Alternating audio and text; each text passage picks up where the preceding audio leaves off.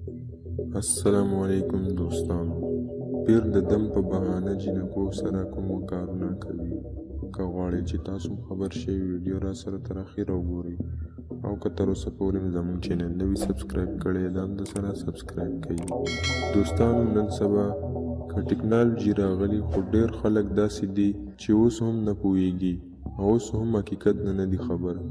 هغه داسې چې پخوا به زیارتونه ډېر رواج وو او هر چا به چې ځان ته دعا کوله نو زیارت ته به تلو. اول ته به یې زیارت نه دعا غوښته چې دا کار الله تعالی سره شریک پیدا کول دي، خو بیا وروسته خلک پوه شول او زیارتونو نه منع شول. خو هغې نه وروسته د پیرانو کار شروع شو.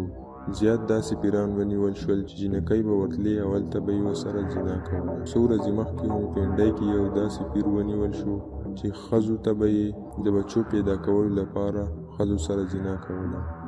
څه موده مخکې ترکي نه هم یو داسې پیر راغلی و چې پښتانه ورته ډېر په تمه وو، خو پښتنو نه دا هیر دي چې هر څه الله نه غوښتل کېږي. پیران خپله الله جل شانهو ته محتاجوي. نو دوستانو مهرباني وکئ نور د داسې جاهلو کارونو نه لاس واخلئ، ځکه چې الله تعالی سره شریک پیدا کول ډېره غټه ګناه ده.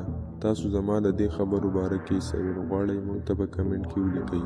تر بلې ویډیو په لوی الله سپارم.